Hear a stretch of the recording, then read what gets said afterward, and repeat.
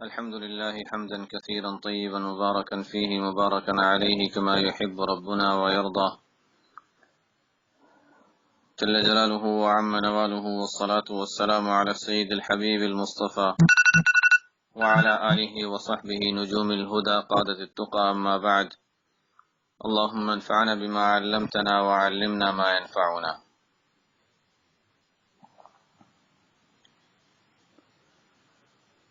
أعوذ بالله من الشيطان الرجيم. بسم الله الرحمن الرحيم. والليل إذا يغشى والنهار إذا تجلى وما خلق الذكر والأنثى إن سعيكم لشتى فأما من أعطى واتقى وصدق بالحسنى فسنيسره لليسرى وأما من بخل واستغنى وكذب بالحسنى فسنيسره للعسرى وما يغني عنه ماله إذا تردى إن علينا للهدى وإن لنا للآخرة والأولى فأنذرتكم نارا تلظى لا يصلاها إلا الأشقى الذي كذب وتولى وسيجنبها الأتقى الذي يؤتي ماله يتزكى وما لأحد عنده من نعمة تجزى إلا ابتغاء وجه ربه الأعلى ولسوف يرضى. یہ سورۃ اللیل نام سے ہی اندازہ ہوتا ہے کہ یہ سورت پچھلی سورت سے بہت کچھ مناسبت رکھتی ہے. پچھلی سورت تھی سورۃ الشمس، یہ سورت ہے سورۃ اللیل. اور گزشتہ سورت میں اس بات کا تذکرہ آ چکا ہے کہ والشمس وضحاها والقمر اذا تلاها، تقابل بیان کیا گیا تھا کہ ایک طرف سورج ہے اور اس کی روشنی ہے، اس کی دھوپ ہے، اور اس کے مقابلے میں والقمر اذا تلاها چاند ہے. بہرحال پچھلی سورت کی ابتدا شمس اور سورج کے تذکرے سے ہوئی تھی. اس سورت کی ابتدا لیل، رات کے تذکرے سے ہو رہی ہے. رات کیا ہے؟ آگے اس سورت کے مضمون کو سمجھنے سے پہلے اور آیات پہ جانے سے پہلے اس کا جو واقعہ مفسرین نے بیان فرمایا ہے، کئی روایتوں میں جس کا تذکرہ ملتا ہے اور مفسرین نے جس کو بعضوں نے تفصیل سے بعضوں نے اختصار سے بیان کیا ہے، جسے اس سورت کا شان نزول کہا جا سکتا ہے، وہ سمجھ لینا چاہیے تاکہ سورت کو پھر آگے سمجھنے میں، ان کی آیات سمجھنے میں اور مضامین سمجھنے میں سہولت رہے گی.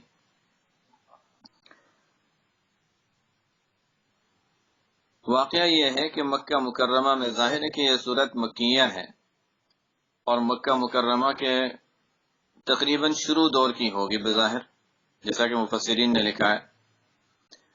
تو مکہ مکرمہ کا کچھ شروع کا دور ہے. صحابہ رضی اللہ تعالی عنہم کمزوری کی حالت اور غربت کی حالت میں ہیں. ہر طرف سے ان پر ظلم بھی کیے جا رہے ہیں، مشکلات ہیں، احکام اسلام پر کھل کر عمل کرنا مشکل ہے. یہ مشکل حالات پیش آ رہے ہیں. ان حالات میں دو بڑے مالداروں کا واقعہ، اگرچہ تعین تو نہیں کریں گے ہم متعین طور پر انہی دو کو مراد لیں، لیکن چونکہ بہت سے مفسرین نے اس کا تذکرہ فرمایا ہے اور روایات میں ذکر ہے تو اس لیے واقعے کے لحاظ سے وہ میں بتا دیتا ہوں. لیکن ایک عام اصول ہے کہ جب کسی آیت کا، کسی سورت کا اگر کوئی شان نزول ہوتا ہے، کسی واقعے کے سلسلے میں اگر کوئی آیت یا کوئی سورت نازل ہوتی ہے تو ٹھیک ہے، وہ واقعہ ہمیں اس سورت کو، اس آیت کو سمجھنے میں مدد دیتا ہے، لیکن اس کا مطلب یہ نہیں ہے کہ ہم اس سورت یا آیت کو اسی واقعے کے ساتھ مخصوص مان لیں. مفسرین کا ایک عام اصول ہے العبرۃ لعموم اللفظ لا لخصوص السبب، کہ اعتبار عام الفاظ کا ہوا کرتا ہے، خاص شان نزول کا، خاص واقعے کا نہیں ہوا کرتا۔ ایسا نہیں ہے کہ اگر کوئی خاص واقعے کے سلسلے میں کوئی خاص واقعہ پیش آیا، اس سلسلے میں کوئی آیت نازل ہوئی تو ہم کہیں گے اچھا بس یہ تو ان لوگوں کے بارے میں تذکرہ چل رہا ہے، یہ فلانے لوگوں کا تذکرہ ہے، ہم لوگوں کا اس سے کوئی تعلق نہیں۔ ایسی بات نہیں۔ اسی وجہ سے قرآن کریم میں نام عام طور سے بیان نہیں کیے جاتے، واقعہ کا ذکر ہوتا ہے، اس لیے کہ اس طرح کے واقعات کثرت سے اور پیش آتے رہتے ہیں، حتیٰ کہ قرآن کریم میں جہاں خاص واقعے کو بیان بھی کر دیا جاتا ہے، نام بھی لے لیا جاتا ہے، اس میں بھی عموم مراد ہوتا ہے کہ ٹھیک ہے قوم سمود کے ساتھ یہ ہوا تھا، اس کا مطلب ہے نہیں کہ بس ہوا تھا کہانی اس کو سمجھ کر ختم کر لیا جائے، بلکہ جب ان کے ساتھ ہوا تھا تو ان اسباب پہ غور کرو کہ ان پر عذاب آیا تو کیوں آیا، اور ان اسباب سے اپنے آپ کو بچانے کی کوشش کرو۔ بہرحال تو اس کا جو واقعہ یہاں بیان کیا ہے مفسرین نے وہ یہ کہ مکہ مکرمہ میں جو سردار سمجھے جاتے تھے، بڑے تھے، رئیس تھے، ان میں خاص طور پر دو مالدار ایک دوسرے کے مقابل تھے، ایک اتقا اور ایک اشقا۔ اتقا کیوں کہا، اشقا کیوں کہا، آگے صورت میں اس کا تذکرہ انشاءاللہ آ جائے گا۔ یعنی ایک وہ شخص تھا جس میں کمال صفات، اچھی صفات جو ہوتی ہیں، اللہ تعالیٰ کو جو صفات پسند ہیں وہ صفات کامل درجے میں، اکمل درجے میں موجود تھیں۔ اتقا ہو گیا، ایک تو ہوتا ہے عام متقی ہے، ایک عام متقی سے بڑھ کر الاتقا، سب سے بڑھ کر، اور ایک ہوتا ہے عام شقی ہے، بدبخت، اور ایک ہوتا ہے سب سے نچلے درجے کا یعنی اشقا۔ تو جس شخص میں صفات حمیدہ، اچھی صفات، اچھی عادات، اچھے اخلاق کامل اور اکمل درجے میں موجود ہوں تو وہ اتقا ہوگا، اور جس شخص میں بری صفات یعنی اچھی صفات تو نہ ہوں اور بری صفات انتہائی اس کی اپنی انتہا کو پہنچ چکی ہوں تو اس کو کہا جائے گا کہ یہ اشقا ہے۔ اب وہ کون سی صفات ہیں، کیا ہیں، ان کا کچھ تذکرہ آگے انشاءاللہ آ جائے گا اسی صورت میں۔ تو بہرحال یہ دو شخص مکہ مکرمہ میں تھے، ایک تقوی کے اعلی مقام پر پہنچنے والے شخص، صداقت کے اور صدیقیت کے مقام اعلی حاصل کرنے والے شخص صدیق اکبر رضی اللہ تعالی عنہ تھے، ابو بکر صدیق رضی اللہ تعالی عنہ۔ ابو بکر صبح بکرتن، صبح کے ابتدائی جو وقت ہوتا ہے اس کو بکرا کہا جاتا ہے، موسم کا نیا پھل ہوتا ہے اس کو باکورا۔ تو بہرحال یہ کسی ابتدائی حصے کے لیے لفظ ہوتا ہے، اللہ تعالیٰ نے ان کے لیے چونکہ ہر خیر میں وہ آگے تھے، ہر خیر میں مقدم تھے، ان کے لیے گویا ابو بکر ہی کی کنیت منتخب فرمائی، اور آپ صلی اللہ علیہ وسلم کی وفات کے بعد، دنیا سے رخصت فرمانے کے بعد، رحلت فرمانے کے بعد بھی، یعنی ظاہری پردہ فرمانے کے بعد بھی سب سے پہلے شخص یہاں بھی اولیت اگر حاصل ہوئی آپ صلی اللہ علیہ وسلم کی جگہ لینے کی تو ابو بکر صدیق رضی اللہ تعالیٰ عنہ کو حاصل ہوئی تھی۔ خیر ابو بکر رضی اللہ تعالیٰ عنہ کے فضائل تو ہم کہاں شمار کر سکتے ہیں، یہاں پر تو ظاہر ہے اس تفصیل میں ہم نہیں جا رہے، لیکن بہرحال یہ صورت خاص طور پہ ابو بکر رضی اللہ تعالیٰ عنہ کا تذکرہ کر رہی ہے، اس میں کوئی شک نہیں کہ یہ صورت خاص طور پر ابو بکر رضی اللہ تعالیٰ عنہ کا تذکرہ کر رہی ہے، نام لیے بغیر۔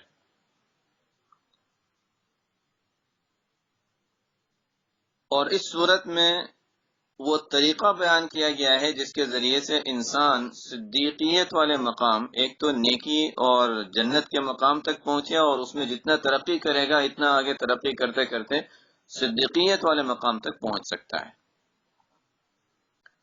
اسی وجہ سے امام رازی رحمۃ اللہ علیہ نے اس سورت اللیل کو سورت ابوبکر صدیق رضی اللہ تعالیٰ عنہ قرار دیا، ان کی صورت ہے۔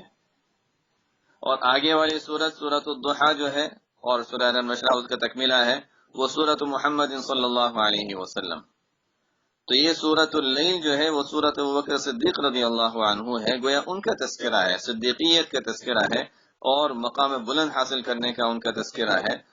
کوئی شخص اگر نیک اور بلند مرتبہ حاصل کرنا چاہے، نیکی میں آگے بڑھنا چاہے، صدیقیت والا درجہ حاصل کرنا چاہے تو کیا کرنا ہے؟ اس صورت میں اس کا کچھ تذکرہ ملے گا۔ اور اہم بات اور اصل بات یہ ہے کہ ابوبکر صدیق رضی اللہ تعالیٰ عنہ کی بعض خوبیوں کا تذکرہ اور ان کے بعض فضائل کا تذکرہ اس صورت میں ملے گا۔ یہ ہے سورۃ ابوبکر، سورۃ ابی بکر صدیق رضی اللہ تعالیٰ عنہ۔ اور آگے والی سورت والضحیٰ آپ صلی اللہ علیہ وسلم کا تذکرہ ہے۔ کچھ آگے جب آیاتیں آئیں گی تو وہاں پر مزید اس کی انشاءاللہ وضاحت بھی مل جائے گی۔ تو ایک طرف ابوبکر صدیق رضی اللہ تعالی عنہ تھے اتقا، اور ایک طرف امیہ بن خلف جو بدر میں مارا گیا تھا وہ تھا۔ دونوں مکہ مکرمہ کے رئیس اور دونوں مکہ مکرمہ کے مالدار شمار ہوتے تھے، دونوں صاحب منصب سمجھے جاتے تھے۔ ابوبکر رضی اللہ تعالیٰ عنہ کا بھی ایک منصب تھا، ایک مقام تھا، اور مالدار بھی تھے۔ امیہ بن خلف اس کا بھی منصب تھا اور بڑا بڑا مالدار بھی تھا۔ روایات میں آتا ہے، بعض روایات سے معلوم ہوتا ہے کہ امیہ بن خلف کے 10 غلام تھے۔ ویسے تو کئی غلام تھے، لیکن خاص 10 غلام ایسے تھے جو مختلف کاروبار، تجارت وغیرہ میں یا یہ کمانے کے طریقوں میں ماہر تھے۔ تو ایک کو مثلا کھیتی کا ذمہ دار بنا دیا، ایک کو باغ کا ذمہ دار بنا دیا، ایک کو جانوروں کا ذمہ دار بنا دیا، ایک کو کپڑوں کی تجارت کا ذمہ دار بنا دیا، الگ الگ ذمہ داریاں تقسیم کر دی تھیں۔ اس طریقے سے خوب کما رہا تھا۔ ابوبکر رضی اللہ تعالیٰ عنہ کو بھی اللہ تعالیٰ نے مال دیا تھا۔ تو مالدار ہونے میں ایک طرف امیہ بن خلف بھی مالدار ہے، ایک طرف ابوبکر رضی اللہ تعالیٰ عنہ بھی مالدار ہے، لیکن دونوں میں تقابل جیسے رات اور دن، بالکل تقابل رات اور دن والا، یعنی ایک کے اعمال بدی کی طرف اتنے زیادہ، برائی کی طرف اتنے زیادہ آگے بڑھے ہوئے تھے، مزاج اتنا گرا ہوا تھا کہ جس کو اشقا کے لفظ سے تعبیر کیا، اور ایک کی خوبیاں اس درجہ بڑی ہوئی تھیں کہ ان کو اللہ تعالیٰ نے الاتقا، سب سے زیادہ تقوی پانے والا شخص قرار دیا، صدیق اکبر رضی اللہ عنہ۔ یہ امیہ بن خلف جو ہے یہ انتہائی مالدار ہونے کے باوجود انتہائی بخیل تھا، اور کسی کی ہمدردی کرنا، کسی پریشانی میں کسی کی مدد کر دینا، کسی غریب کو کھانا کھلا دینا، یہ تو اس کے مزاج کے قریب ہی نہیں تھا۔ اس کے غلاموں میں بھی جو ذمہ دار ہوتے تھے، اس کے غلاموں میں بھی جو اگر کسی اور کی مدد کر دیتا تو یہ ناراض ہوتا تھا، نہیں کسی اور کو کیوں دیا جائے، اپنا مال ہے خود رکھو، جس کو کمانا ہے خود اپنا کمائے۔ کسی کی خیر خواہی، ہمدردی، جس کو انسانیت کہا جائے، کہ ایک شخص کے پاس مال و دولت جمع ہوتا جا رہا ہے اور اس کے مقابلے میں وہ دیکھتا ہے کہ ایک شخص ہے جس کے پاس کھانے کا بھی نہیں ہے۔ انسان اپنا ایک وقت کا کھانا چھوڑ کر کسی مرتے ہوئے شخص کی مدد کر سکتا ہے کہ اچھا چلو میں ایک وقت نہیں کھاؤں گا، سامنے والا جو تکلیف میں ہے اس کی تکلیف نہیں دیکھی جاتی تو میں اس کو کھانا کھلا دوں۔ یہ عام انسان کا اللہ تعالیٰ نے مزاج بنایا ہے، لیکن اس کا مزاج کچھ مختلف تھا، اور یہ اللہ تعالیٰ کی طرف سے ہوتا ہے۔ انسان کے الگ الگ مزاج ہوتے ہیں، اور انسان ظاہر ہے جیسے پیچھے بھی صورتوں میں آیا کہ اللہ تعالیٰ نے انسانوں کے مختلف مزاج بنائے ہیں، لیکن ہر انسان میں نیکی کی صلاحیت اور برائی کی صلاحیت رکھی ہے۔ جب انسان برائی کرتے کرتے کرتے ترقی کرتا ہے تو پھر وہ برائیوں میں ایسا لگ جاتا ہے کہ ان برائیوں سے نکلنا اس کے لیے مشکل ہے، اور انسان جب نیکی کرتے کرتے آگے بڑھتا رہتا ہے تو اس کے لیے نیکیوں سے نکلنا مشکل ہو جاتا ہے اور گناہ کرنا مشکل ہو جاتا ہے۔ بہت آسان سی مثال ہے، ہم صرف نماز اور روزے کے حد تک سوچتے ہیں، آسان سی مثال ہے، ایک وہ عورت ہے جو عام بدکار عورت ہے، عام راستے میں پھرنے والی عورت ہے، اس کا پیشہ ہی وہی ہے کہ اچھا بدکاری کے ذریعے سے کماتی ہے، اس کے لیے اس سے بچنا مشکل ہوتا ہے۔ اور ایک وہ عورت ہے جو عفت اور پاک دامنی میں، شریعت کے احکام پر عمل کرنے میں آگے ہے، اس کے لیے بدکاری کی اس کا سوچنا اور خیال میں لانا یہ بھی مشکل ہے. تو الگ الگ انسان نے جو راستہ اختیار کر لیا، جس کا عادی ہو گیا، اس راستے پر چل پڑتا ہے، اور آہستہ آہستہ وہی راستہ اس کے لیے آسان ہوتا چلا جاتا ہے. آگے اس کا بھی تذکرہ آ رہا ہے آیتوں میں. یہ سب باتیں جو ہیں اس سے آیتیں سمجھنے میں مدد ملے گی. اب امیہ بن خلف، اسی طرح کے کچھ اور لوگ بھی تھے مکہ مکرمہ میں. ابو لہب تھا، مالدار بھی تھا، سردار بھی تھا کسی درجے میں، اور بخل انتہائی درجے کا بخیل. بخل و حرص میں بھی سب سے بڑا ہوا. لوگوں کی امداد نہ کرنا، لوگوں کی خیرخواہی نہ کرنا، لوگوں کے ساتھ عداوت، نفرتیں، کبر، یہ چیزیں بھری ہوئی. اسی طرح ولید ابن المغیرہ تھا، اس کا بھی تذکرہ قرآن میں بار بار آتا ہے. تو یہ الگ الگ درجے کے لوگ ہیں. اگر ہم دیکھیں تو شاید تقسیم کر سکتے ہیں ان لوگوں کو کہ مثلا بعض تو وہ تھے جو مالدار ہونے کے ساتھ ساتھ، ایک تو وہ تھے جو انتہائی بخیل اور عداوت دل میں رکھنے والے، کینہ رکھنے والے، متکبر. اور ایک وہ لوگ تھے جو مزاج کے اچھے تھے، مزاج کے اچھے تھے. یا دوسرے درجے میں کہہ لیا جائے، دوسرے درجے میں وہ لوگ تھے جو مالدار تھے اور مزاج کے بھی اچھے نہیں تھے، لیکن کم از کم اتنا تھا کہ لوگوں کی ہمدردی کر لیتے تھے، چاہے دکھانے ہی کے لیے، لیکن چلو سخاوت کر دیتے، کسی غریب کی مدد کر دیتے. یہ مزاج تھا. جیسے ابو جہل وغیرہ اس طرح کے جو لوگ تھے، ان میں یہ مزاج تھا. بہت سے وہ صحابہ جو بعد میں مسلمان ہوئے، پہلے اسلام لانے سے پہلے ان میں وہ مزاج تھا. اور تیسری قسم ان لوگوں کی تھی جو بڑے ہی اچھے تھے مزاج کے اعتبار سے، بس ایک چیز انہوں نے حاصل نہیں کی تھی کہ ایمان نہیں تھا. ابو طالب تھے اور اس طرح کے اور بھی لوگ. بہرحال تو یہاں پر تو اصل میں واقعہ یہ بتا رہا تھا. آگے پھر آیتوں کے ساتھ ساتھ انشاءاللہ مزید ہر ایک کا تذکرہ انشاءاللہ مزید وضاحت ہو جائے گی. یہاں تو میں یہ بتا رہا تھا کہ یہ دو شخص ہیں، ابوبکر صدیق رضی اللہ تعالی عنہ، جو اعلیٰ مقام اور اتقی والے مقام پر پہنچے ہوئے تھے، صدیقیت کے مقام پر تھے. اور دوسری طرف امیہ بن خلف اور اس جیسے لوگ تھے جو انتہائی گرے ہوئے اور اشقا جن کو کہا جا سکتا ہے کہ اس مقام کے تھے. امیہ بن خلف کے بزنس بھی بہت اس کا، اور اس کے کئی غلام بھی تھے. انہی کے غلاموں میں، امیہ بن خلف کے غلاموں میں، اسی کے غلاموں میں ایک حضرت بلال رضی اللہ تعالی عنہ بھی تھے. خفیہ طور پر مسلمان ہو گئے. مسلمان ہوئے، شروع میں تو پتہ نہیں چلا، آہستہ آہستہ بات پھیل گئی، پتہ چل گیا. جب امیہ بن خلف کو پتہ چلا کہ مسلمان ہو گیا، تو اس کا جو منصب تھا، حضرت بلال رضی اللہ عنہ کو جس جگہ جس کام میں لگایا تھا، اس کام سے نکال دیا. اور دوسرے غلاموں کو کہا کہ اچھا دیکھو، اب اس کو ہمیں سخت سے سخت سزائیں دینی ہیں، تکلیفیں دینی ہیں. کسی طریقے سے یہ اس دین کو چھوڑ دے جس میں وہ گیا ہے، اور ہمارا جو اصل دین ہے اس میں آ جائے. اب مختلف قسم کی تکلیفیں تھیں. کیا تھی؟ غلاموں کو کہا جاتا تھا کہ دیکھو اس کے جسم میں کانٹے ڈال دو، کانٹے ڈال کے اس کے جسم میں سوراخ کر دو. جسم میں کانٹے چبھوئے جاتے تھے. پھر صبح صبح جسم پہ کانٹے چبھوئے جاتے تھے، اور جب دھوپ نکل جاتی اور گرمی ہونی شروع ہو جاتی تو سخت گرم ریت پر ان کو لٹا دیا جاتا تھا.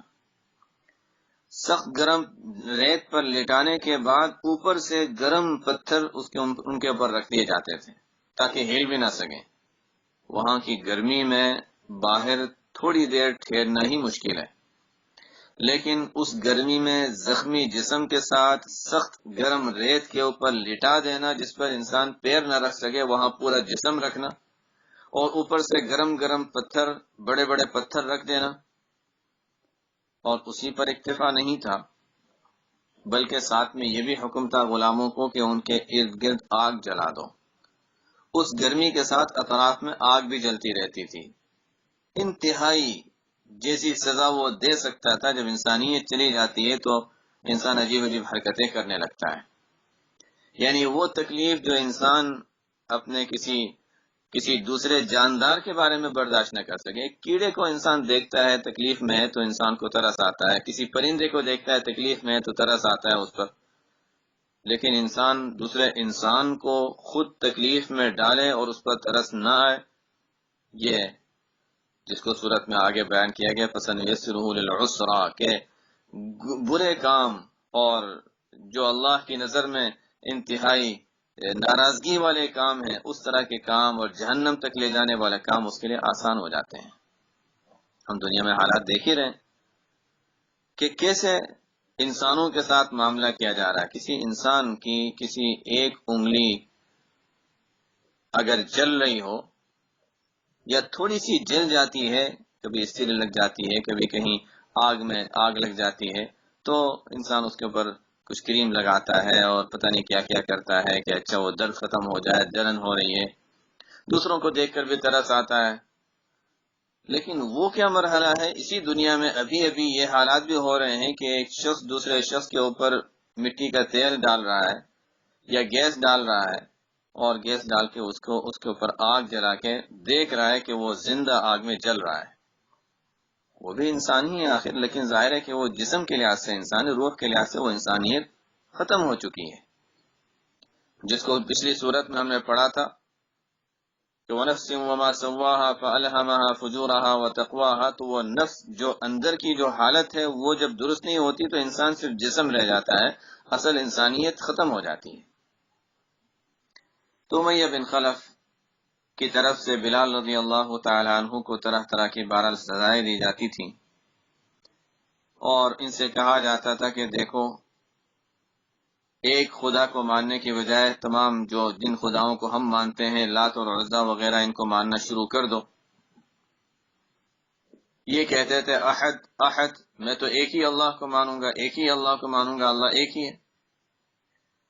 پھر رات ہو جاتی تو رات میں اچھا ٹھیک ہے، وہاں سے تو آرام ملا کہ باہر، چلو ٹھیک ہے رات میں سونے دیتے ہیں. سوتے بھی کیا، اتنی تکلیف سے گزرنے والا شخص رات نیند کہاں سے آتی اسے ان زخموں اور سزاؤں کے ساتھ. لیکن اس کے ساتھ ساتھ پھر رات میں انہیں کوڑے مارے جاتے تھے. ایک مرتبہ حضرت ابوبکر صدیق رضی اللہ تعالی عنہ رات کے وقت امیہ بن خلف کے مکان کے پاس سے گزر رہے تھے. ان کی ابوبکر رضی اللہ تعالی عنہ کے کان میں آواز آئی کہ کوئی تکلیف کی وجہ سے جیسے کراہنے کی آواز آ رہی ہے. ابوبکر رضی اللہ تعالی عنہ نے معلوم کیا کیا ہو رہا ہے. پتہ چلا کہ یہ حالت ہے، بلال رضی اللہ عنہ، بلال نامی شخص ہے، یہ غلام ہے، ایسی ایسی باتیں کرتا ہے، اس لیے اس کو سزا دی جا رہی ہے. بہت رنج ہوا، ظاہر ہے کیا تکلیف ہوئی ہوگی. صبح ہوتے ہی ابوبکر رضی اللہ تعالی عنہ امیہ بن خلف کے پاس گئے، اس کو سمجھایا کہ دیکھو تم اس کے ساتھ یہ معاملہ نہ کرو، آخرت کا خوف کرو، مرنے کے بعد تمہارے ساتھ تمہیں حساب دینا ہوگا، تمہیں بھی پھر سزا دی جائے گی، اس کا ظلم کا تمہیں تو انتقام ملے گا. اس نے کہا آخرت آنے والی نہیں ہے، میں مانتا ہی نہیں آخرت کو. طرح طرح سے سمجھانے کی کوشش کی، لیکن بہرحال وہ سمجھتا نہیں تھا. چند دن ہو گئے سمجھاتے ہوئے. ظاہر ہے ابوبکر رضی اللہ تعالی عنہ بھی کسی طریقے سے چاہتے تھے کہ بلال رضی اللہ عنہ کو اس مشکل سے نجات ملے. صاف صاف یہ بھی نہیں کہنا چاہ رہے تھے کہ مجھے بیچ دو، اس لیے کہ میں شروع میں اگر اقدام کیا تو وہ تنگ کرنے کے لیے کہ میں نہیں بیچتا. خیر ایک مرتبہ امیہ بن خلف نے یہی کہہ دیا کہ اچھا دیکھو تم تو مانتے ہو نا آخرت ہے، میں تو نہیں مانتا ہوں، میرے پاس اتنا مال و دولت ہے، دنیا میرے لیے جنت ہے، مجھے کچھ چاہیے نہیں. میں مر بھی گیا تو میرے بعد یہ سب چیزیں میرے پاس تو ہیں، ساتھ لے کے جاؤں گا. میں دوبارہ زندہ بھی ہوا تو اتنا مال میرا رہے گا میرے پاس. لیکن وہ کہتا تھا میں آخرت کو مانتا ہی نہیں، میرے لیے جو دنیا ہے وہی دنیا ہے، میں یہیں پر جو کچھ میرے لیے جنت ہے، مجھے یہاں پر سب کچھ مل گیا ہے. یہ محمد صلی اللہ علیہ وسلم یہ صرف لوگوں کو جو غریب لوگ ہیں ان کو اپنی طرف مائل کرنے کے لیے، اس لیے کہ ان کے پاس کچھ ہے تو نہیں، مالدار نہیں ہے، تو اچھا چلو لوگوں کو غربت سے نکلنے کا ایک طریقہ بتا رہے ہیں کہ دیکھو یہ کرو گے تو اتنی جنت ملے گی، محل ملے گا، یہ ملے گا. مالدار بننے کا ایک طریقہ بتا رہے ہیں. میں تو پہلے ہی مالدار ہوں، مجھے ضرورت نہیں ہے. بات کس سے کر رہا ہے وہ؟ ابو بکر صدیق رضی اللہ عنہ سے جو خود مالدار ہے، اگر کوئی غلام ہوتا تو چلو اس کو اس طریقے کی بات کرتا بھی، لیکن ابو بکر رضی اللہ عنہ تو خود مالدار تھے، وہ کون سی لالچ میں جا رہے ہیں؟ وہ تو کوئی لالچ نہیں، وہ تو اللہ کو راضی کرنے کے لیے جا رہے ہیں، آپ صلی اللہ علیہ وسلم کی فرما برداری صرف اللہ کی رضا کے لیے اختیار کر رہے ہیں۔ خیر، ایک دن اس نے کہہ دیا کہ چلو ایسا کرو کہ تمہیں خیر خواہی ہے اور تم تو آخرت کو مانتے ہی ہو، تو چلو تم اس کو خرید لو، تم خرید لو اور خرید کر تم اس کو نجات دلا دو اس سے۔ بلال رضی اللہ تعالیٰ عنہ تو ظاہر دل میں یہی چاہ رہے تھے، ابو بکر صدیق رضی اللہ تعالیٰ عنہ تو ظاہر دل سے یہی چاہ رہے تھے کہ یہ موقع مل جائے کہ میں خرید لوں۔ انہوں نے فرمایا کہ ٹھیک ہے، میں خرید لیتا ہوں، کتنے میں تم بیچنا چاہ رہے ہو؟ اب بیچنے کا کیا، ایسا کرو تمہارے پاس جو غلام ہے، ایک غلام کے بدلے میں ایک غلام، تمہارے پاس غلام ہے نسطاس رومی، یہ ابو بکر رضی اللہ تعالیٰ عنہ کے غلاموں میں نسطاس رومی جو ہے وہ ایک خاص صلاحیت اور قابلیت رکھنے والا غلام تھا، اور تجارت وغیرہ میں اس کو بڑی مہارت تھی۔ ابو بکر رضی اللہ تعالیٰ عنہ کہ تجارت کو آگے بڑھانے میں، مال مزید حاصل کرنے میں اس کا بڑا حصہ بھی ہے، اور خود اس نے اخیر میں جب اس کو اجازت دی گئی تھی تو اس نے اپنے طور سے جب کمانا شروع کیا تھا تو 2000 دینار تو اس نے خود کما لیے تھے اپنے، وہ غلام ہوتے ہوئے۔ خیر، اس نے کہا، امیہ بن خلف نے کہا کہ تمہارا جو غلام ہے نسطاس رومی وہ مجھے دے دو، اس کے بدلے میں بلال لے لو۔ ظاہر ہے جب کوئی اللہ کی رضا کو دیکھتا ہے تو اس کے سامنے پیسے اور سونا اور چاندی کیا چیز ہے، مٹی میں اور پیسوں میں کیا فرق ہے؟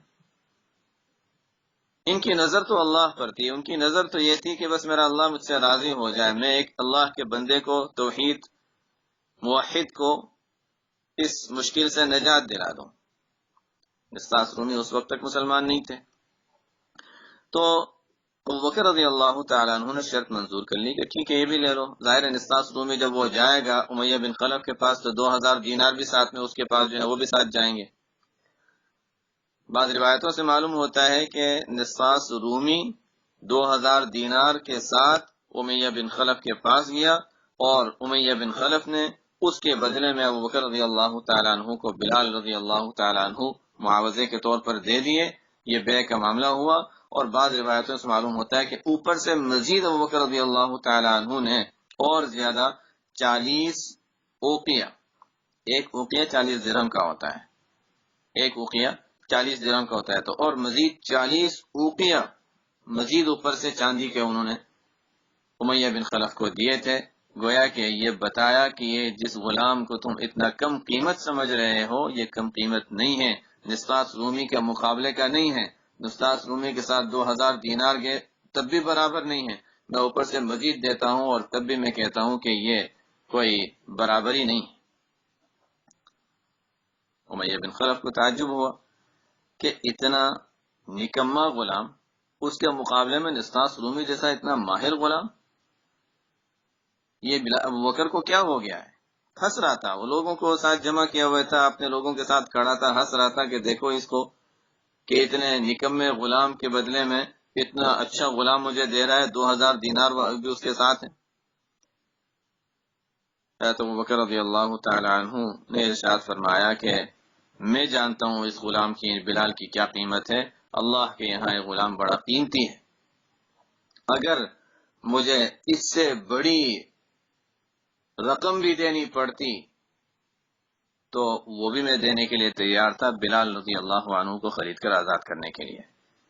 خیر، ابو بکر رضی اللہ تعالی عنہ نے حضرت بلال رضی اللہ تعالی عنہ کو خریدا، خرید کر خوش ہوئے، آپ صلی اللہ علیہ وسلم کی خدمت میں حاضر ہوئے، اور نبی کریم صلی اللہ علیہ وسلم کے پاس پہنچ کر آپ کو بشارت دی کہ میں ان کو خرید چکا ہوں اور اللہ کے لیے ان کو میں آزاد کرتا ہوں۔ اسی وقت آزاد کر دیا۔ ابو بکر رضی اللہ تعالیٰ عنہ کے اس عمل پر آپ صلی اللہ علیہ وسلم بھی بہت خوش ہوئے تھے، اور یہ ایک نہیں تھے، کئی اور غلام باندیاں تاریخ میں اس کی تفصیل ملتی ہے، مفسرین نے بھی بعض واقعات کا ذکر کیا ہے۔ اور کئی غلام اور باندیاں تھیں جنہیں خرید کر ابو بکر رضی اللہ تعالی عنہ نے آزاد کر دیا تھا، وہی جن کو صرف ان کے موحد ہونے کی وجہ سے اور مسلمان ہونے کی وجہ سے تکلیفیں دی جاتی تھی۔ ایک باندی تھی، ابو بکر رضی اللہ تعالی عنہ نے خرید کر ان کو آزاد کر دیا، وہ مسلمان ہو گئی تھی، ان کو خرید کر آزاد کر دیا، وہ نابینا ہو گئی۔ لوگوں نے طعنہ دیا کہ دیکھا ہمارے بت لات اور عزا جو ہیں ان کی وجہ سے تم نے ان کی نافرمانی کی ہے اور تم نے ان کے دین کو چھوڑ دیا ہے، ان کو چھوڑ دیا، اس وجہ سے تمہارے اوپر یہ آفت آئی ہے۔ انہوں نے کہا کہ تمہارے لات اور عزا کچھ نہیں کر سکتے، میرے اللہ کی طرف سے ہے جو کچھ بھی ہے۔ انہوں نے اس طرح کی کوئی بات فرمائی، اللہ تعالیٰ کو ان کی بات پسند آئی، ان کی بینائی دوبارہ لوٹ آئی، پھر دوبارہ وہ بینا ہو گئی۔ تو کفار کا جو طعنہ تھا وہ بھی ختم ہو گیا کہ دیکھو ہمارے بتوں نے تمہیں نابینا اور اندھا کر دیا۔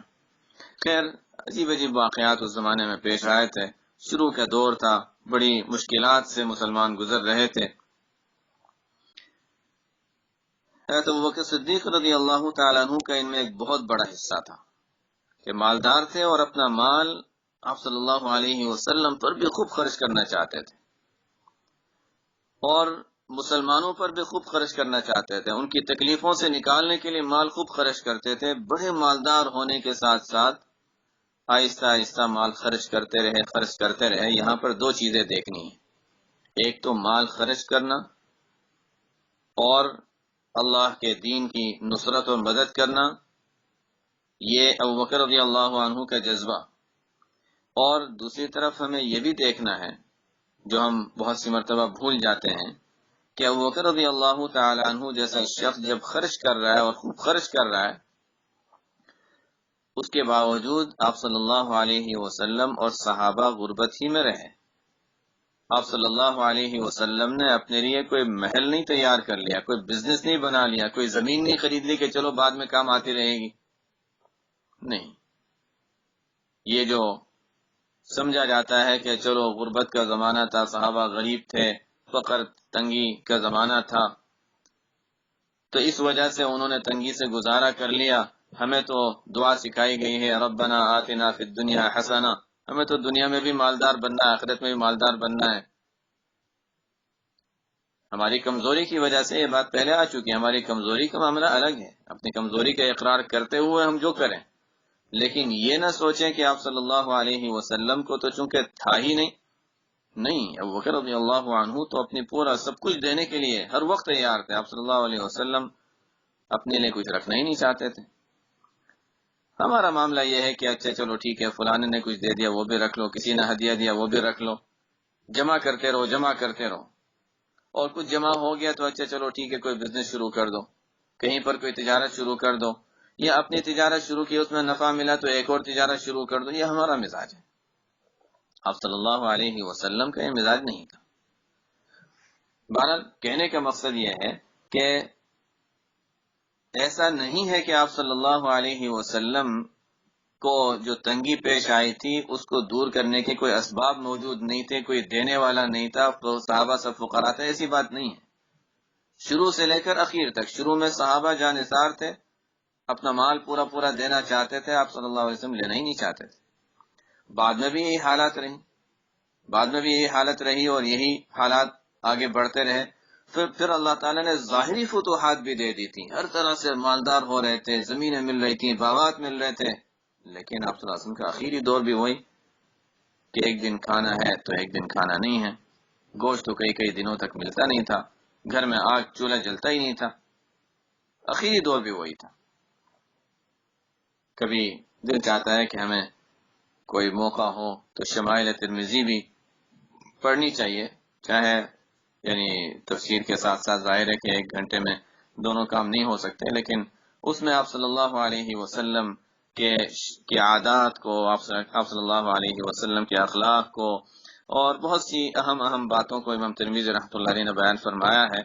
انہوں نے اسی آپ صلی اللہ علیہ وسلم کے جو گزران تھا اس بارے میں شروع کتاب میں بھی ایک باب قائم کیا ہے، آخری کتاب میں بھی باب قائم کیا ہے، جس کی شراح نے یہ توجیہ کی ہے کہ یہ بتانا چاہتے ہیں امام ترمذی رحمۃ اللہ علیہ کہ نبی کریم صلی اللہ علیہ وسلم کا شروع کا دور بھی فقر اور تنگی والا تھا، آخری دور بھی فقر اور تنگی والا تھا۔ بہرحال نبی کریم صلی اللہ علیہ وسلم کی ابو بکر رضی اللہ تعالیٰ عنہ نے جتنا ہو سکا تھا نصرت کی، مالی اعتبار سے ہر طریقے سے امداد کی، لیکن آپ صلی اللہ علیہ وسلم کو ظاہر ہے اپنی ذات پر تو کچھ خرچ کرنا تھا نہیں، مسلمانوں ہی کے نفع کے لیے خرچ کیا جہاں بھی کیا۔ جب ہجرت کا وقت آیا تو ابو بکر رضی اللہ تعالی عنہ نے بالکل مکان خالی کر دیا، بڑے مالدار تھے، اخیر ایک وقت آیا، ہجرت کا وقت آیا، بالکل مکان خالی کر دیا، کچھ بچایا نہیں۔ بچیاں ہیں گھر میں، حضرت عائشہ رضی اللہ تعالی عنہ، حضرت اسماء رضی اللہ عنہ، والد ہیں حضرت ابو قحافہ جو اس وقت تک مسلمان نہیں ہوئے تھے، فتح مکہ کے بعد مسلمان ہوئے، ابو قحافہ رضی اللہ تعالی عنہ، اور اہلیہ ہیں گھر میں، تو بیوی بچے والد یہ سب گھر میں ہیں، لیکن نہیں، اللہ کے راستے میں بھی خرچ کرنے کا موقع ہے۔ اور یہ واقعتاً یہ وہ حضرات تھے جو پوری طرح قربانی دینے کے لیے تیار تھے، یہ نہیں کہ اچھا ان کو اس حال میں چھوڑ دیا کہ ان کے حقوق مار دیے، نہیں، یہ دو الگ الگ باتیں، کسی کو یہ اشکال نہ ہو کہ ان کو حقوق کا خیال نہیں رکھا، نہیں، ان کی طرف سے رضامندی تھی، گھر والے بھی اللہ تعالیٰ نے ویسے ہی دیے تھے جو قربانی والے تھے۔ کسی وقت میں نے اس کا بھی تذکرہ کیا تھا کہ بڑوں بڑوں سے اللہ نے جو کام لیا ہے اس میں یہ ہمیں ملتا ہے کہ ان کے گھر والوں کا اور عورتوں کا بھی بڑا حصہ ہوتا ہے۔ حضرت مولانا الیاس صاحب رحمۃ اللہ علیہ نے جو قربانیاں دی ہیں، ان کی قربانیوں میں ان کے گھر والوں کا بھی بڑا حصہ تھا۔ حضرت مولانا قاسم صاحب نانوتوی رحمۃ اللہ علیہ نے جو قربانیاں دی ہیں، ان کی قربانی میں ان کے گھر والوں کا بھی بڑا حصہ تھا۔ عورتوں کو چونکہ وہ مستور رہتی ہیں، ان کے واقعات اور حالات بھی مستور رہتے ہیں، تو تفصیلات سامنے آتی نہیں، لیکن بہرحال حصہ تو ہے۔ ابو بکر رضی اللہ تعالیٰ عنہ پورا مال کیسے خرچ کرتے اگر ان کے گھر والے تیار نہ ہوتے؟ ظاہر ان کا حق تھا، لیکن وہ بھی تیار ہوئے۔ ٹھیک ہے، ہم اللہ کے حوالے ہیں، ہم تیار ہیں اس کے لیے کہ ہم اللہ کے حوالے ہمیں چھوڑ دیا جائے۔ تو ہجرت کے موقع پر ابو بکر رضی اللہ عنہ کے پاس جو کچھ بچا تھا وہ لیا ساتھ، اور ساتھ لے کر چل دیے، مدینہ منورہ پہنچے۔ یہ خیال تھا کہ آپ صلی اللہ علیہ وسلم کی کچھ ضروریات ہوں، کہیں پر کسی مسلمان کی کوئی ضرورت ہو وہ ضرورت پوری کریں۔ مدینہ منورہ پہنچے تو وہاں جا کر مسجد نبوی کی تعمیر کرنی تھی، مسجد نبوی کے لیے جگہ کی تلاش تھی، جگہ ملی، اس کی خریدنے میں بھی وہ رقم استعمال ہوئی، تو آخر میں جا کر وہاں پر وہ رقم ان کی سب ختم ہو گئی۔ بعض مفسرین نے واقعہ بیان کیا ہے کہ اتنے مالدار ہونے کے بعد ایک وقت آیا کہ ابو بکر رضی اللہ تعالی عنہ ان کے پاس کوئی اچھا لباس بھی نہیں تھا پہننے کے لیے، چادر اوڑی تھی، بٹن تھے نہیں، اس کو قمیص کی طرح بنایا اور ببول کے کانٹوں کو اس میں ڈال دیا، ببول کے کانٹوں کو گویا بٹن کے طور پر استعمال کیا۔ آپ صلی اللہ علیہ وسلم کی خدمت میں حاضر ہوئے، نبی کریم صلی اللہ علیہ وسلم نے جب ان کی یہ حالت دیکھی تو پوچھا کہ ابو بکر، تمہارا یہ تم اس طریقے سے جو فقر کی حالت میں ہو، بلکہ آپ صلی اللہ علیہ وسلم نے نہیں، بلکہ آپ صلی اللہ علیہ وسلم کے پاس حضرت جبرائیل علیہ السلام تشریف لائے۔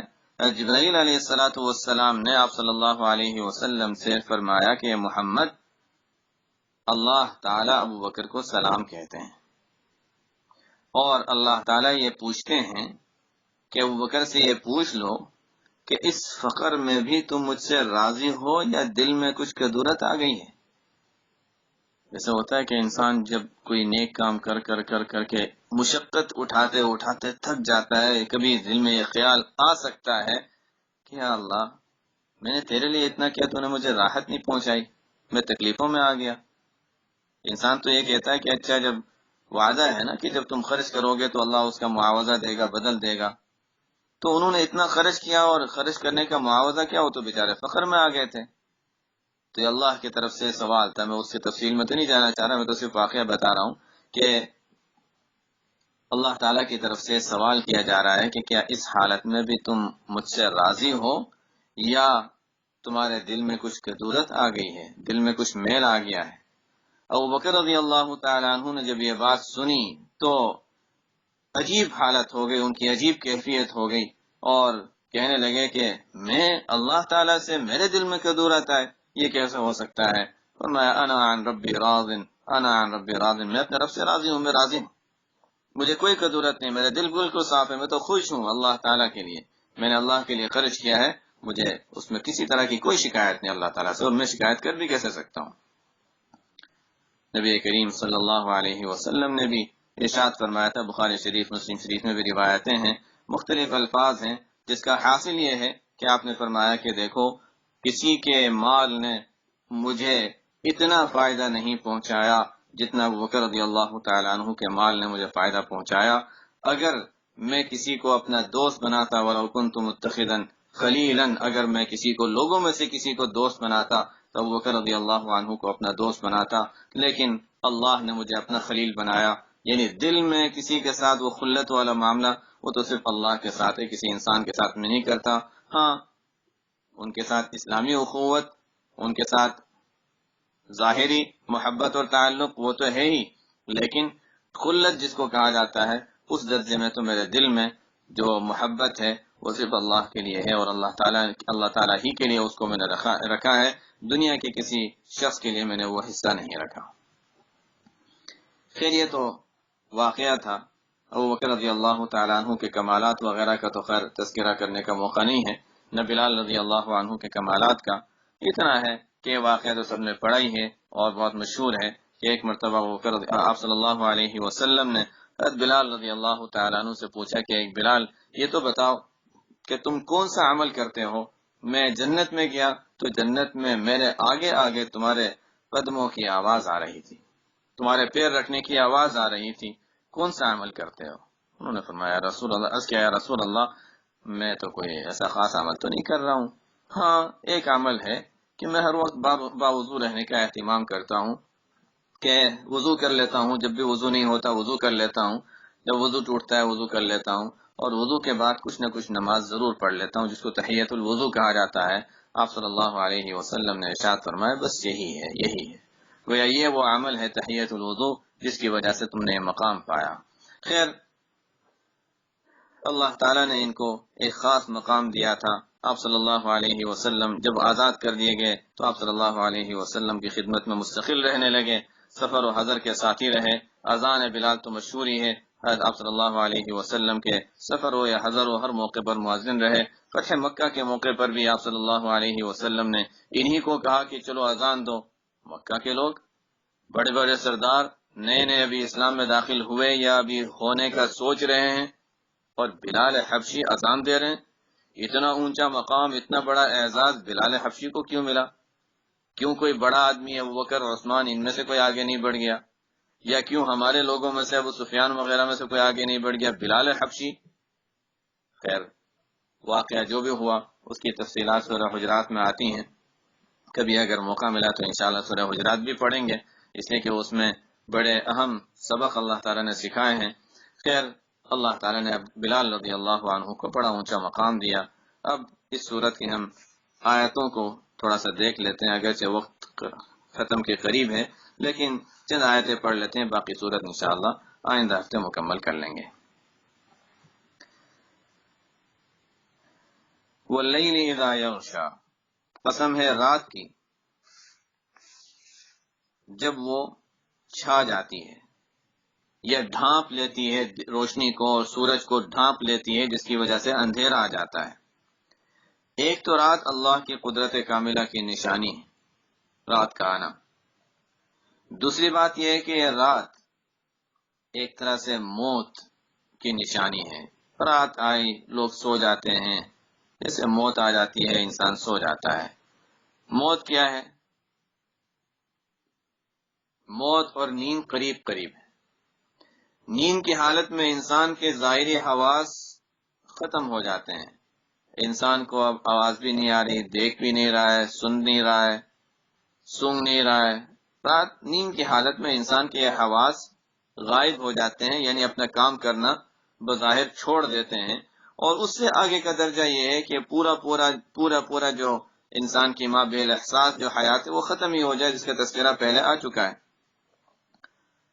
تو ایک تو یہ کہ رات اللہ کی قدرت کی ایک نشانی ہے، دوسرا یہ کہ ایک موت کی طرف ایک اشارہ ہے، اس کے مقابلے میں نہار جو ہے وہ بھی اللہ کی قدرت کی نشانی اور زندگی اور حیات کی طرف اشارہ ہے۔ اللیل میں اگر قیامت اور موت کا تذکرہ ہے، اس طرف اشارہ ہے، تو النہار میں دوبارہ زندہ ہونے، بعث بعد الموت کا تذکرہ ہے، نفخہ ثانیہ کا تذکرہ ہے۔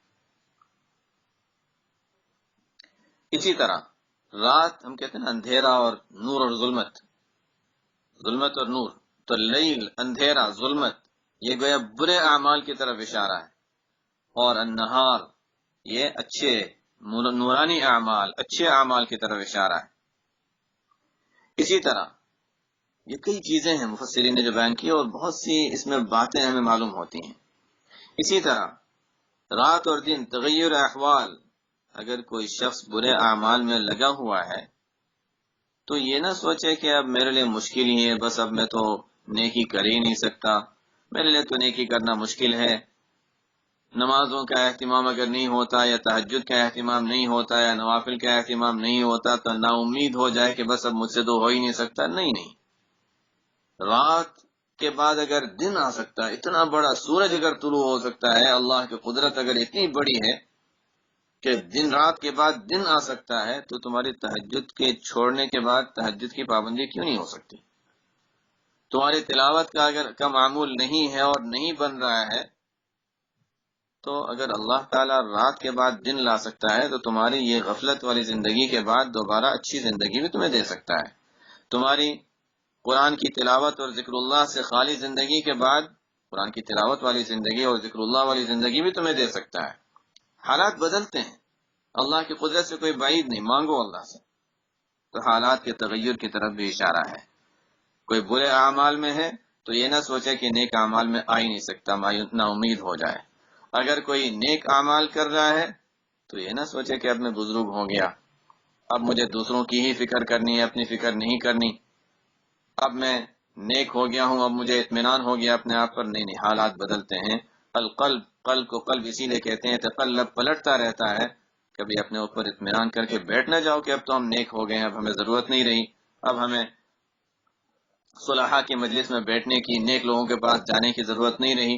انسان جہاں تک اوپر کے درجے تک پہنچتا رہے، اپنے سے بڑا، اپنے قریب، اپنے ساتھی، علماء صلحاء، ان کے ساتھ بیٹھنا یہ انسان کی زندگی کا ایک حصہ ہونا چاہیے۔ اور ہر نیک عمل کے بعد استغفار بھی ہمیں یہی سکھا رہا ہے کہ دیکھو استغفار کرو، یہ نہ سوچو کہ ہم نے کوئی نیک عمل کر لیا اور ہم نیک بن گئے۔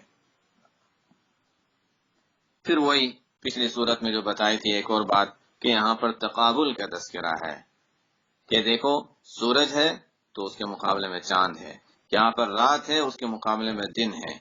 تو واللیل اذا یغشا، قسم ہے رات کی جب وہ آفتاب کو اور دن کو چھپا لے یا اس پر چھا جائے، والنہار اذا تجلی، قسم ہے دن کی جب وہ روشن ہو جائے۔ حالات بدلتے ہیں، دن کی روشنی کی طرح منور اعمال ہوتے ہیں، یا دن کی روشنی کی طرح لوگوں میں حیات آ جاتی ہے، دوبارہ زندہ ہوں گے۔ وما خلق الذکر والانثی، یہاں پر بھی ماں کے وہ دو ترجمے ہو سکتے ہیں جیسے پچھلی صورت میں تھا، وما خلق الذکر والانثی، اور مرد یا نر اور مادہ کو پیدا کرنے کی قسم۔ یہ بھی مقابل دو قسمیں ہیں، دونوں مل کر ایک مکمل زندگی، مکمل حیات دونوں کو مل کر حاصل ہوتی ہے، جیسے دن اور رات مل کر ایک کام کو مکمل کر رہے ہیں۔ اگر صرف رات ہوتی تو انسان کی زندگی بڑی عجیب ہوتی۔ کتنے لوگ ہیں دنیا کے وہ علاقے جہاں پر 3 مہینے یا 6 مہینے رات رہتی ہے، لوگ اتنے تھک جاتے ہیں، اکتا جاتے ہیں اندھیرا اندھیرا دیکھ کر اور دن کی روشنی نہ دیکھ کر، کہ بہت سے لوگ خودکشی کر لیتے ہیں۔ تو دن، انسان کو رات کی ضرورت ہے لیکن وہ مکمل نہیں ہے، اس کے ساتھ دن بھی چاہیے۔ اگر دن اور رات دونوں ہیں تو انسان کی زندگی اچھی طرح گزر سکتی ہے، کہ رات میں آرام کر کے سکون حاصل کرے، اور پھر دن میں انسان وہ مشاغل اختیار کرے جس کے لیے جو اس کی زندگی میں اہم ہے۔ اگر صرف دن ہے تو بھی انسان کے لیے کافی نہیں، صرف رات ہے تب بھی کافی نہیں، دو مقابل چیزیں مل کر ایک کام کو مکمل کر رہی ہیں۔ مرد اور عورت دو مقابل ہیں، دونوں مل کر ایک کام کو مکمل کر رہے ہیں، ایک مکمل دستور حیات زندگی کا ایک گزارنے کا طریقہ، ایک بہترین طریقہ ہے زندگی اور گھر چلانے کا ایک بہترین نظام اللہ نے اس کے ذریعے سے رکھا ہے۔ آگے نسل بڑھانے کا سلسلہ، گھر سنبھالنے کا تذکرہ کا سلسلہ، یہ اللہ تعالیٰ نے اس پر مدار رکھا ہے۔ وما خلق الذکر والانثى، اور نر اور مادہ کو پیدا کرنے کی قسم، یا من کے معنی میں اس کا ترجمہ کر سکتے ہیں کہ اس ذات کی قسم جس نے نر اور مادہ کو پیدا کیا۔ یہ مرد اور عورت صرف انسانوں کے نہیں بلکہ جانوروں میں بھی ہیں، بلکہ نباتات میں بھی ہیں۔ اللہ تعالیٰ نے درختوں میں بھی یہ نر اور مادہ رکھے ہیں، یہ اللہ کی قدرت کی ایک نشانی ہے۔ اور باقی باتیں میں نے بتا دی کہ تقابل کو بیان کیا جا رہا ہے۔ جس طرح لیل اور نہار میں تقابل ہے، اسی طرح نر اور مادہ میں تقابل ہے، اسی طرح لوگوں کے اعمال بھی الگ الگ قسم کے ہیں۔ ان سعیکم لشتی، بلا شبہ تمہارے اعمال، تمہاری کوششیں مختلف قسم کی ہیں۔ اب وہ مختلف قسم کی کوششیں کون سی ہیں، یہاں سے آگے انشاءاللہ یہ دو قسم کے اعمال جو ہیں، جس کو انشاءاللہ آئندہ ہفتے پڑھ لیں گے، کہ اللہ تعالیٰ نے یہاں آگے دو قسم کے اعمال بیان کیے ہیں۔ ایک وہ اعمال ہیں جن کے ذریعے سے انسان اللہ کو راضی کرے اور اللہ تعالیٰ کے یہاں اعمال کی اس شخص کی قیمت بڑھے اور وہ جنت تک پہنچ سکے، اور دوسرے وہ اعمال ہیں جن کے ذریعے سے انسان برائی میں آگے بڑھتا ہے اور دوزخ کے راستے پر چلتا رہتا ہے، آخر کار دوزخ میں پہنچ جاتا ہے۔ دو قسم کے اعمال کو بیان کیا ہے اور دونوں میں تین چیزیں بیان کی ہیں۔ تو گویا کہ اعمال صالحہ کی بھی بنیاد تین چیزیں، اور یعنی اللہ کو راضی کرنے کا طریقہ بھی اس میں تین چیزیں بیان کی ہیں، اور اللہ تعالیٰ کے غضب کھلانے والی بھی تین چیزیں بیان کی ہیں۔ ان تین چیزوں کو بیان کر کے پھر وہ ابو بکر رضی اللہ عنہ والا جو واقعے کا کچھ تذکرہ بھی آگے آ رہا ہے۔ تو انشاءاللہ یہاں سے آئندہ ہفتے پڑھیں گے۔ یہ ایک بہت بڑی بنیاد تھی جو آج ہم نے پڑھی ہے، جس سے آگے سورت کو سمجھنے میں انشاءاللہ مدد ملے گی، اور اس میں ہمارے لیے بہت کچھ سبق بھی ہے۔ جو کچھ ظاہر ہے کہ ان واقعات میں ہمارے لیے سبق ہے کہ ہمیں کیا کرنا چاہیے۔ اللہ تعالیٰ نے عافیت کی زندگی دی ہے، تو ایک طرف مظلومین بھی ہیں، ایک طرف وہ بھی ہیں جو عافیت میں ہیں۔ عافیت والے اپنے عافیت کی قدر کریں، اللہ کو راضی کرنے کا اہتمام کرتے رہیں، عمل صالحہ جو کر رہے ہیں اس میں مزید اضافہ کریں، اور اگر کوئی کسی گناہ کی عادت ہے تو اس کو چھوڑنے کے اہتمام اور کوشش کریں، کہ یہی اللہ تعالیٰ کے نے جو نعمتیں اور عافیتیں دی ہیں یہی ان کی حقیقی معنی میں قدر ہے۔ اللہ تعالیٰ ہم سب کو اس عافیت کی اور اللہ تعالیٰ کی جو نعمتیں ہیں ان نعمتوں کی قدر کی توفیق عطا فرمائے۔ سبحان ربک رب العزت عما یصفون وسلام علی المرسلین والحمد للہ رب العالمین۔